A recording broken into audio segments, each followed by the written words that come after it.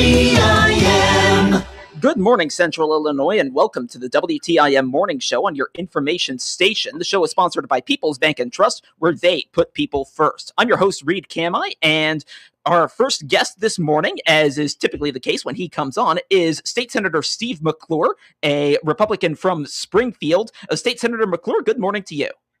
Great to be with you. Yeah, it is certainly good to talk to you, and a good time to talk to you with the Illinois State Fair going on, and that's a place that you have been at quite a bit so far in the time the fair's been going on. Tell our listeners what you've been up to at the Illinois State Fair. You know, I was at the ribbon cutting, everybody gives nice speeches at the ribbon cutting, and we try to have a bipartisan moment where the governor and a couple of legislators and some statewide officials and the director of agriculture kind of gather and all support the fair together. And then after that, I went in to try some of the foods, and we did a video. We posted it on social media, and then we did the county fair lunch. And then I've gone to now the last 3 nights in a row, I've gone to the State Fair grandstand concerts, and on Thursday we're going to have Republican Day, which I'll be there all day for that. And there's some more concerts I'm probably going to go to. So this is a very, very busy time for me, and it's great to see so many people. And for the most part, the weather's been fantastic, and I hope that continues. Yeah, no, it's been great. It's been a lot of fun. I was at the fair on Monday, so I guess I'm surprised I didn't run into you there on Monday. But yeah, a lot of fun. What is your favorite fair food? That's a really tough one. I would say if I had to pick one, it would be Vose corn dogs. But it's kind of like I get combinations of things. So I get the Vose corn dogs, and I get a lemon shake up, and then I get the Keller's fries too. Okay. But I will say this. So when we filmed the video, I tried a couple of new things I'd never tried before. And I think my new favorite thing, I think, is the deep fried Oreos. And it's like a donut, basically, with a melted Oreo inside of it with powdered sugar all over it. And that's my new favorite thing. But I've also been watching some videos from other people that have been trying stuff at the fair. And I've got some new things that I want to try as well. So we'll see if I can get those all those different places tested before the end of the fair, and I'm guessing I'll probably have time to do that since I'll be there so many days. But it's just lots of great food stuff, and every year there seems to be some new food item that pops up. Last year, a big item was the mac and cheese with pulled pork, and this year I'm hearing about deep fried Italian stuff. So, and also there's a thing called the twisted potato or something like that, and those look pretty interesting. I'd like to try those as well, but never a shortage of different foods to try at the state fair, and a lot of great businesses and people that are out there exhibiting and selling products. So I look forward to going every day. Yes, it's an awesome time, certainly at the Illinois State Fair, and yeah, looking forward to hearing more about it. I do want to move on because we've got a lot of other topics to get to as well. You were recently involved in a ceremony honoring some local soldiers. There were some overpass signs made for them as well, and I think that was in Effingham. Tell our listeners more about that. Absolutely. So we had some Effingham folks come up to our office, and right at the end of session, ask us to file 2 resolutions, and by us I mean my office, to file 2 resolutions to honor Christopher Donaldson and Timothy Sane. And both of them are American heroes from the Effingham area who died overseas in the military. And, you know, one of the big things that I talk about every year when I give speeches at Memorial Day and we're honoring veterans is the fact that we oftentimes will get the chance to honor our fallen soldier when we go to memorials and we go to grave sites, etc. But oftentimes people don't go to memorials or grave sites. And so what happened was that we passed these 2 resolutions, and now there are 2 signs in Effingham, as I said, one for Chris Donaldson, one for Tim Sane, that honors their service. And so you don't have to go to a cemetery to be reminded of the incredible service of our military. You can actually just drive in Effingham and you'll see two signs for both of these two great Americans. And so, we can honor them and think about them, in some cases on a daily basis, depending on where you drive. So it's kind of a really cool thing to do, to honor people who really deserve to get tributes every day. And so we got those resolutions passed, and then they went through the House, and they were passed in the House. And that was a really difficult thing to get passed at the very, very end of session.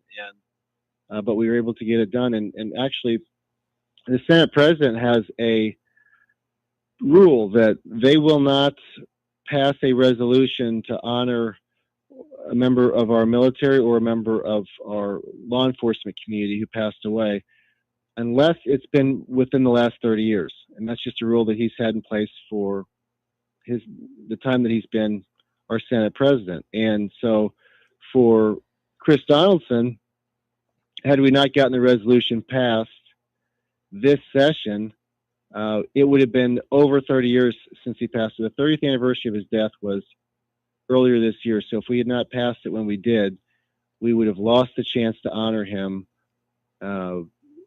period, in general. And so luckily we were able to get them both passed. We had a really wonderful ceremony with the families and with a lot of people in attendance in Effingham. And so the signs are up, and it was an honor to give the families copies of the signs so they don't have to worry about driving around to find the signs every day. They can hang those signs up in their homes.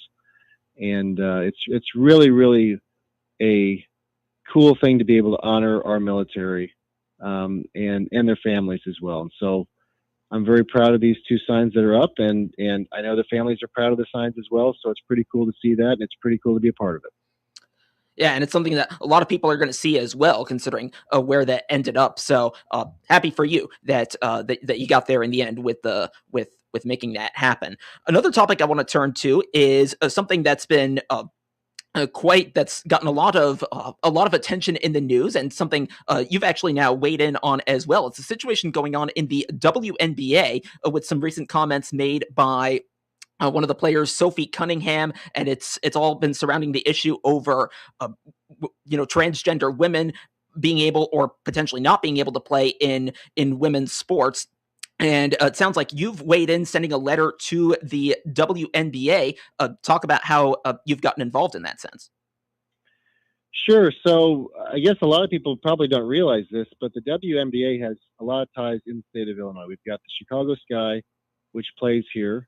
And the WNBA a few weeks ago just hosted their All-Star game in Illinois. And I was watching something about Sophie Cunningham's comments, and essentially what she said was that, men should not be competing in women's sports, and biological males should not be going into the locker rooms of girls. And that, to me, is common sense. And she didn't say it as a political statement. She was just asked a question in an interview. And so she gave that opinion, and then I watched kind of what transpired afterwards. And she had she was kind of being verbally attacked and targeted by some people in the WNBA. And one of the co-owners of one of the teams got into an altercation with some fans that were supporting Sophie Cunningham. And then Sophie Cunningham was going to play a game, and the opposing coach wore a shirt attacking her position on that topic. And I thought, well, it looks like what we're about to see is going to be, she's going to get targeted by players and coaches simply for stating her opinion on a topic that something like 80% of our population agrees with her on. And so I thought, well, I think we should probably, as elected officials, make some sort of a stand. And so myself and Senator Jill Tracy sent a letter to the WNBA on August 5th. And specifically, we sent it to the commissioner, basically simply saying that, you need to protect people that are simply exercising their free speech. And what are you doing to protect Sophie Cunningham? Because we feel like she's going to probably be threatened by members of the general public, and also threatened by players as well. And so we sent the letter out to the commissioner, and a couple of days later in Illinois, in Chicago, she gets a really hard foul that seems to be perhaps because of her political statements. And, it's concerning because WNBA, it wasn't just Sophie Cunningham, but also Caitlin Clark seemed to be targeted physically. And, I grew up watching the Chicago Bulls, and the Chicago Bulls had Michael Jordan, of course, and Michael Jordan and Scottie Pippen and Horace Grant and all the stars of the Bulls were really attacked on the court in a very physical way by teams like the Detroit Pistons and by the New York Knicks, etc. But that was a strategy to try to win a game, and the same is true with Shaquille O'Neal. He was targeted in the NBA. But we're seeing in the WNBA, women get attacked not to win games, but just because of political statements or because of jealousy. So it's just really bizarre to watch. And I do feel like at a certain point, elected officials who are responsible for drafting bills and voting on bills that do, in fact, affect WNBA teams when they come to the state of Illinois, I think that we should also make our stance known that it's not right to allow for people to be attacked for their political positions. And regardless of where a person stands on the issue, you shouldn't be attacked for that. And so ever since the letter that we sent went out, a lot more has happened. And so certainly we could have written an even longer letter today. But I did feel like it's important for the WNBA to know that elected officials are watching what's happening. And we have reasons to believe that some of these players are in danger of being attacked simply for being who they are, not because of some sort of a strategy to win a game, which, by the way, you shouldn't be attacked either way. But it's especially egregious if you're getting attacked simply for staying in a political position that most people in the country, including WNBA fans, share. So we've been watching this controversy, and of course, this is continued with, fans being kicked out of a game for supporting Sophie Cunningham with T-shirts, even though the WNBA allowed for an opposing coach to take a view against Sophie Cunningham with a T-shirt. So it's like, okay, you can wear T-shirts attacking Sophie Cunningham, but you can't wear T-shirts supporting her. I mean, the WNBA is kind of a mess right now, and I think it's important for them to know that there are elected officials watching, and it's just, I don't know, something needed to be said. We said it, and we felt like also that there weren't enough elected officials speaking out when we spoke out, and so that was another reason for us to speak out, because we both support women playing in women's sports. I don't support biological male athletes competing in women's sports or being in women's locker rooms or being in women's bathrooms either, quite frankly, but that's a whole other conversation. So that's why we wrote the letter, and we sent the letter as well to Sophie Cunningham the next week. And so, it's been a very interesting thing to watch, but it's very frustrating. It's very upsetting to me that the WNBA would be so anti-free speech and so anti-women's sports when the name of the league is the Women's National Basketball Association. And I do want to clarify, the WNBA did put out a statement saying that the fans who were asked to either cover up the shirts that you mentioned or leave should not have been asked to do that. I'm talking right now with State Senator Steve McClure, a Republican from Springfield, here on the WTIM Morning Show. Let's take a break, and then we'll try to fit in another topic before the end of the show here on the WTIM Morning Show on your information station. Your information station, WTIM.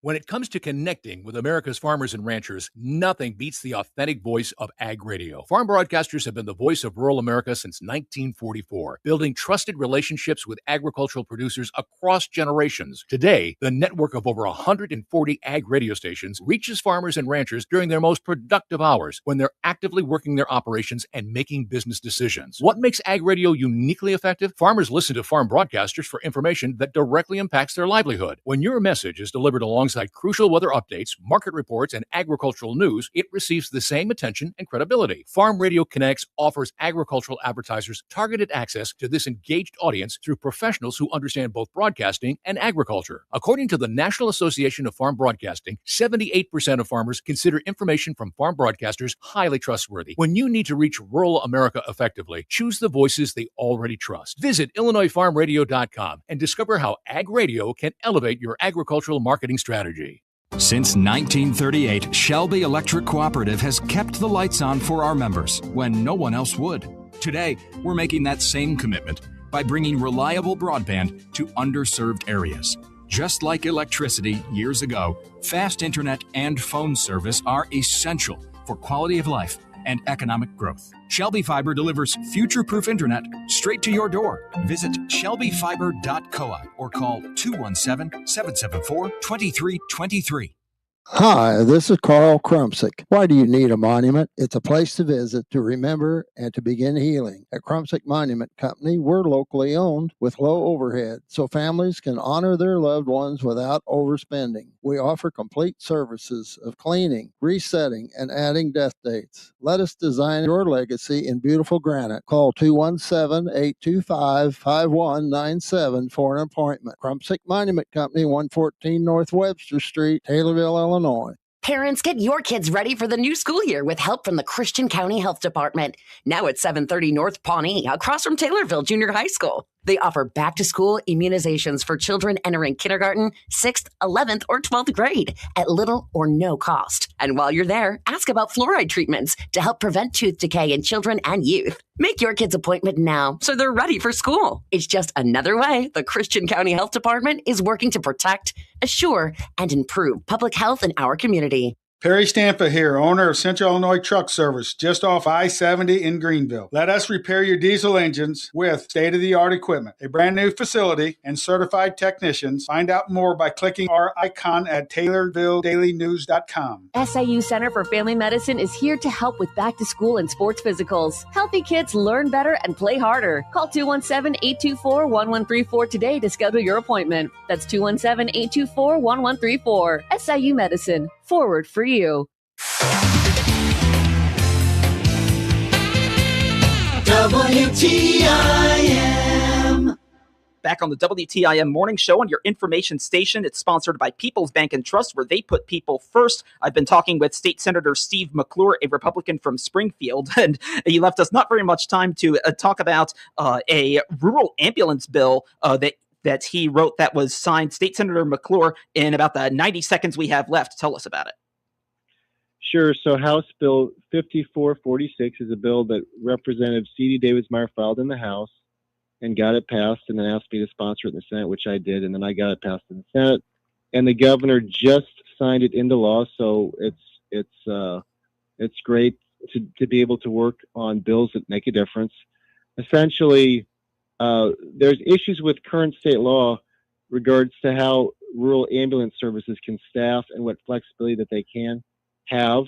And what the bill does is it's going to improve response time and make sure that we get patients to hospitals faster, because it gives more flexibility to what part-time and on-call employees can do to help cover ambulance services during times when there are particularly high there's a particularly high volume of calls. And so it basically makes sure that we get our rural ambulance services staffed, and that they are able to, in a fast way, comply with trying to aid callers and aid people that need their help. So it's a good bill. Yeah. The governor signed it into law, and it was I think it's going to make a difference in rural areas. All right. State Senator Steve McClure has been our guest in this part of the show. Thanks for coming on. Thanks so much. Yes, and thank you for listening here on WTIM. The Big 870 WTIM Assumption Taylorville. 96.1 FM Taylorville. 107.5